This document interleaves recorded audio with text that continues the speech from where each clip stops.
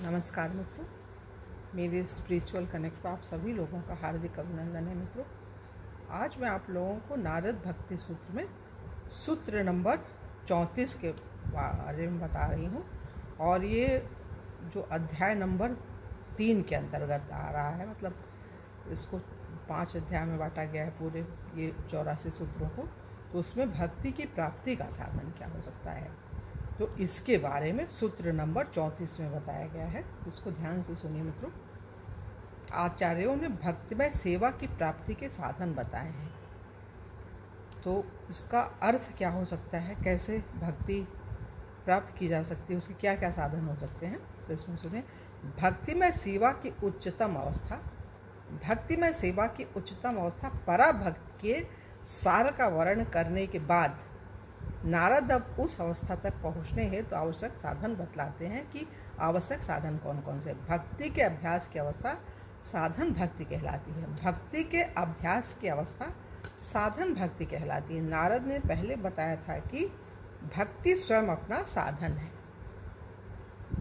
और वह किसी अन्य वस्तु पर विशेषतः ज्ञान पर आश्रित नहीं होती। और जैसा श्रील प्रभुपाद बताते हैं, भक्ति भक्त के अभ्यास पर भी आश्रित नहीं होती है कि उसको कोई प्रैक्टिस नहीं करनी है। भक्ति तो उसके अंदर है ही है, जैसे वो सांस ले रहा है और जैसे जिंदा है, सो रहा है, जग रहा है, ऑटोमेटिक सारी क्रियाएं हो रही हैं, वैसे ऑटो सिस्टम है। भक्ति के लिए ना तो किसी पे डिपेंड होना है भक्त को, न तो अभ्यास करना है, वो तो स्वतः है। ब्लड के तरह, खून की तरह भक्ति घूम रही पूरे शरीर में, खून है। और हृदय की धड़कन की बात है, हृदय रुक गया तो व्यक्ति मतलब मृत प्राय हो जाता है। वैसे ही भक्ति है, भक्ति माने भक्त की धड़कन है। तो उसमें तो कुछ है ही नहीं है कि उसको अभ्यास करना है, किसी पे निर्भर, वो है ही है उसके अंदर। भक्ति वो चीज़ है, स्वतंत्र है भक्ति पूरी। भक्ति के विधि निषेध बद्ध जीव के उस पागलपन की चिकित्सा हेतु, भक्ति के विधि निषेध बद्ध जीव के उस पागलपन की चिकित्सा हेतु है जो उसके बंधन तथा कष्ट का कारण होता है। श्रील प्रभुपाद भक्ति रसामृत सिंधु में लिखते हैं, जैसे मनोचिकित्सक के निर्देशों द्वारा व्यक्ति की मानसिक बीमारी ठीक हो जाती है, वैसे ही साधन भक्ति माया के प्रभाव में बद्ध जीव का पागलपन ठीक करती है। सही बात है। व्यक्ति मायाग्रस्त है ना, तो वो भक्ति अगर होती भी है तो एक बार थोड़ा घूम जाता है, भौतिकवाद की तरह, संसार के घर परिवार तरफ चला जाता है, लेकिन वो कंट्रोल करने का काम करती है भक्ति।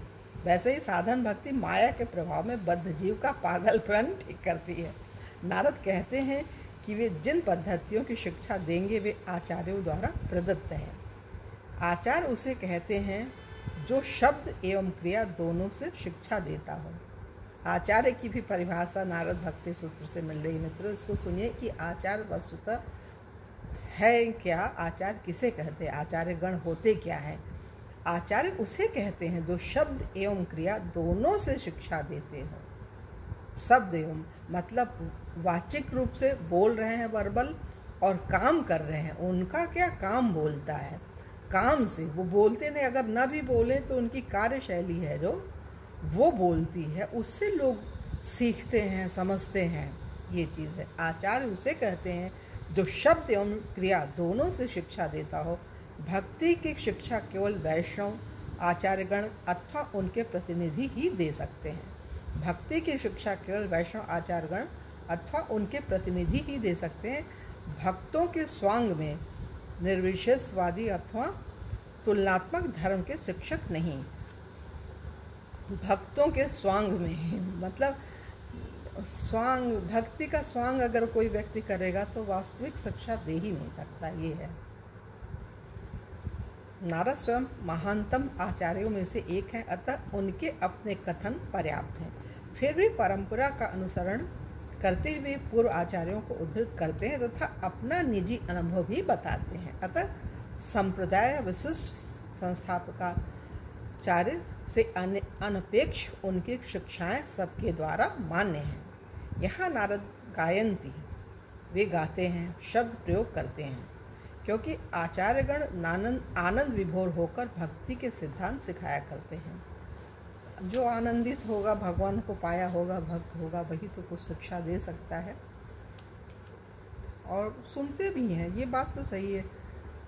जो भगवान के जो भक्त होते हैं, विशेष होते हैं ना, वो कथावाचक होते हैं, उन्हें हर चीज़ याद होती है और वो बोलते हैं। और वैसे ही छोटे दर्जे के उनसे होते हैं जो श्रोता होते हैं, सुनते हैं। लेकिन ठीक है, भगवान ने अपना वो बनाया हुआ संसार इस तरह की व्यवस्था की है कि बुद्धि, विवेक, समझ वो उस ढंग का देते हैं, लोग उस तरह से चलते हैं। तो ये चीज़ है मित्र, भक्ति तो अद्भुत है। भक्ति जिसमें घटित हो गई, वो छोटा हो, बड़ा हो, कम समझ हो, ज़्यादा समझ हो, वो भक्त है, वो आदर का पात्र है, उसको आदर और सम्मान मिलना ही चाहिए। तो भक्त को तो आदर सम्मान की कोई अपेक्षा होती नहीं है, वो अपने कर्मों से स्वयं आदर पा ही लेता है समाज में। तो ये चीज़ है मित्रों। तो यहाँ पे नारद भक्ति सूत्र का सूत्र नंबर 34 पूरा हुआ। और मित्रों, आप लोगों से एक अनुरोध है, यदि मेरे स्पिरिचुअल कनेक्ट को आप लोगों ने सब्सक्राइब ना किया हो तो सब्सक्राइब कर लीजिए और ज़्यादा से ज़्यादा लोगों को शेयर भी कीजिए। तो चलिए, हम लोग आज की वीडियो को यहीं विराम दे रहे हैं और कल अगले वीडियो में आप लोगों से पुनः मिलेंगे। तब तक के लिए जय हिंद, जय भारत, ओम शांति, ओम शांति, ओम शांति।